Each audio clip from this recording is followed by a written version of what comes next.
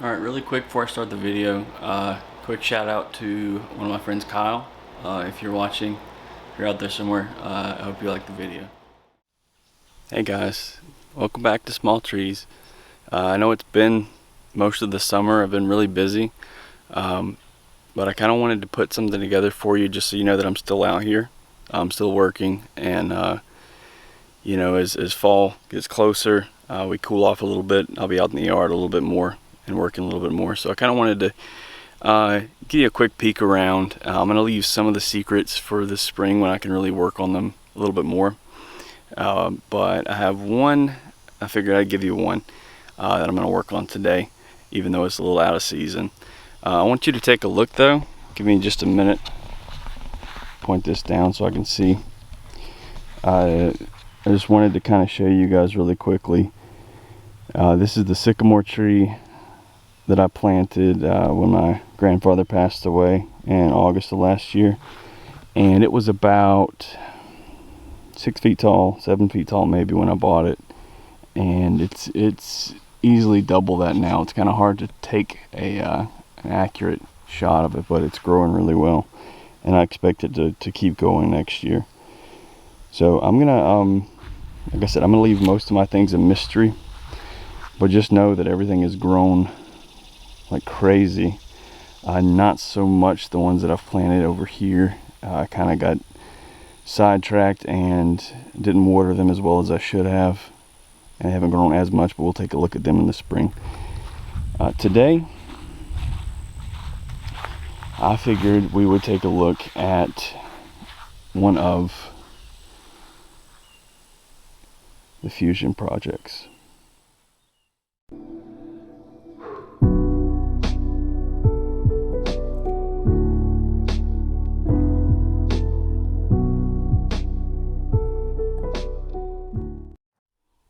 Okay, so this was one of maybe 3 or 4 of these projects I did. I think this is the second year where I planted several, first year seedlings through a metal plate in hopes to have them all fused together. And like I said, I think I dug these up and worked the roots in the spring.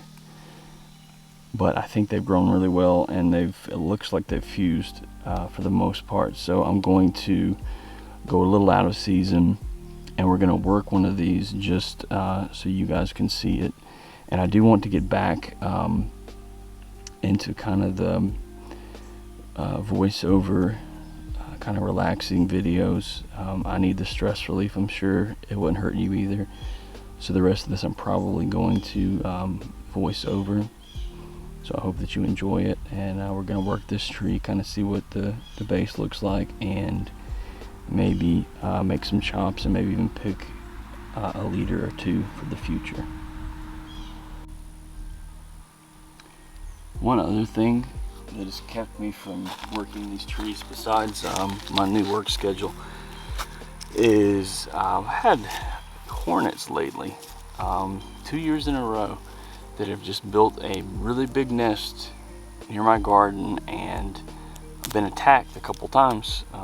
The second time I suited up in about 4 jackets and 3 pairs of pants and a towel over my head and everything, and I beat the daylight out of the hornet nest. But they were kind of a hindrance for me. You can hear, I don't know if that was one or not, I'm kind of gun shy at this point.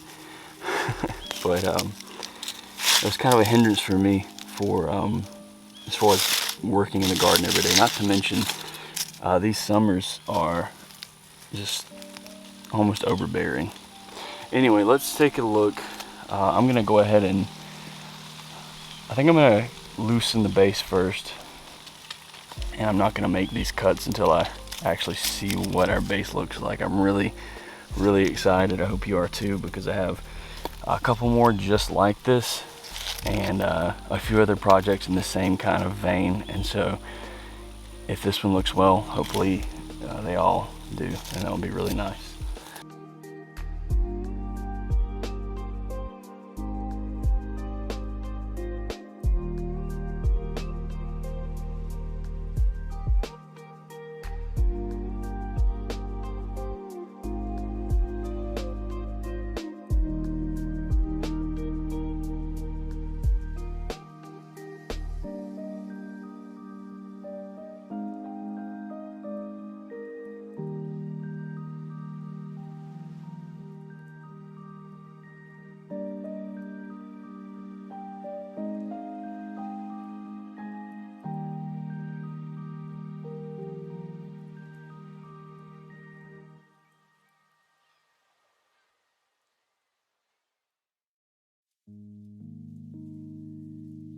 First, we're going to remove the soil from the roots in order to get a better idea of how well the trees have fused. It is late in the year, and I probably wouldn't be doing this if I wasn't showing you guys.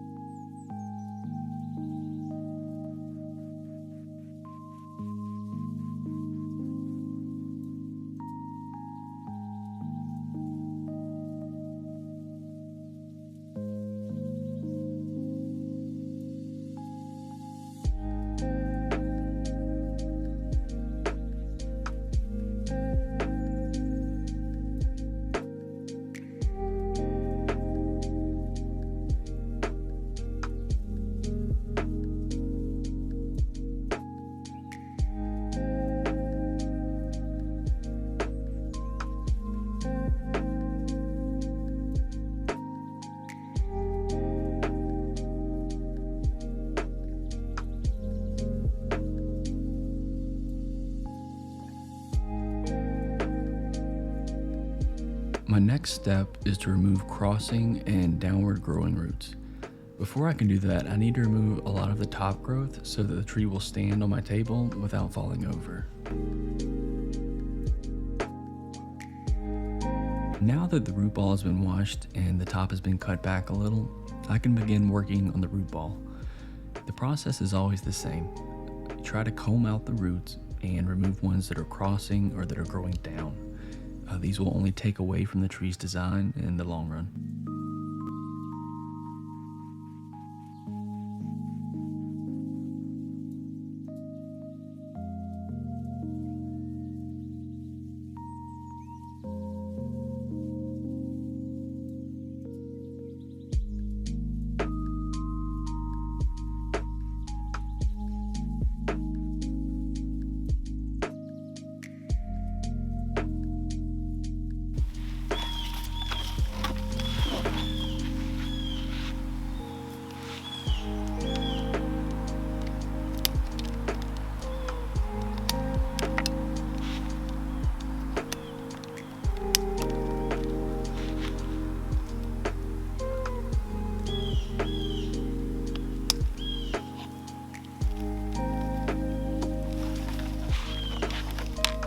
Here you can see the old root base of these seedlings.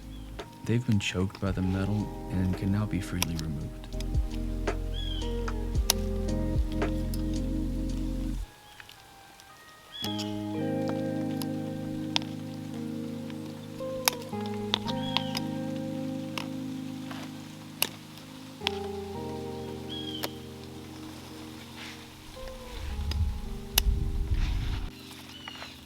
Now we get the first look at the fused trunk. It still looks a little unnatural, but I'll make some cuts that will help the tree blend over time. Some will be to correct the roots we've talked about, while others will be the removing of some of these leaders. I'll probably pick 2 or 3 at some point, but for now I'll let most of them grow.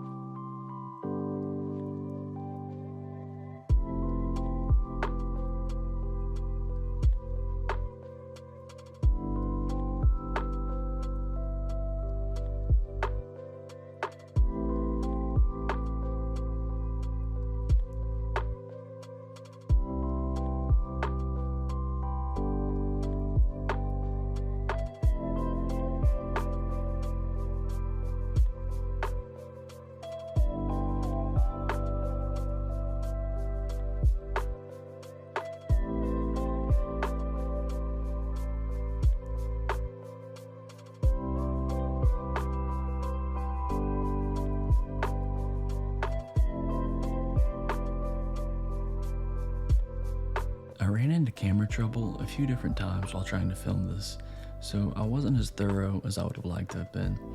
Several of these long, straight roots need to be cut back much closer to the trunk. I didn't do it this time, which means it's something that I'm going to have to correct in the future.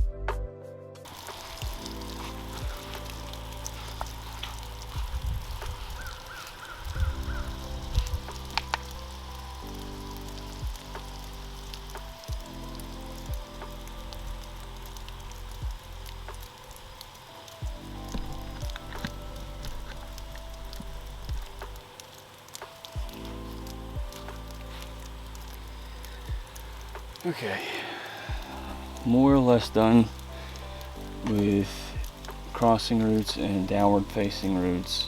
I've got a little more that I got to go back over, but you can kind of see now what I was aiming for when I started this project. We've got, you know, several trees, but this is effectively a 2-year-old single tree at this point, and you can see the nabari, the base is almost as big as my hand. Not that I have particularly large hands, but it's a pretty large tree, and what remains to be done after I finish this to reduce some of these trunks, these mini trunks, into maybe 1 or 2 trunks. And that is something that I will probably do in the spring. I cut them down, you know, a foot or 2 tall just so that I can handle it here. But I believe I'm going to finish up these crossing roots and apply some rooting hormone and some cut paste to the top. And I'm going to plant this back in the ground. I'm going to leave it on this for the rest of the year and probably into next year. And once I choose a leader or 2 and let the tree grow for a year and become a little more close to what it's going to be in the future, then I'll probably remove this metal. What I'd like to hear from you guys, and I'll tell you what I will do. We'll go ahead and remove some of these smaller trunks that are not going to be the leader. You know, I already know that, so I'll remove those and maybe clear up this image a little bit. Maybe we can see the, you know, get an idea of the size of the tree a little bit better that way. So let's see, I'll start with these.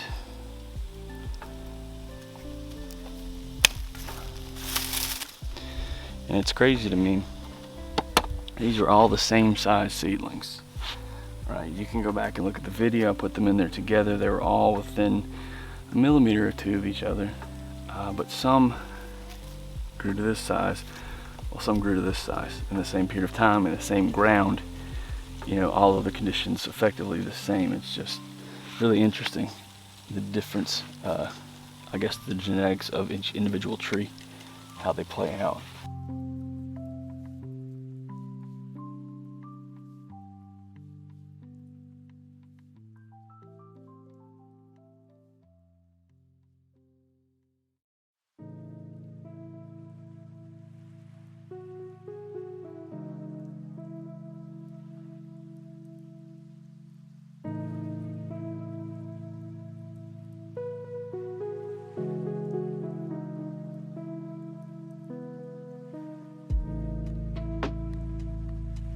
Somewhere right around here was when my memory card became full and the footage stopped.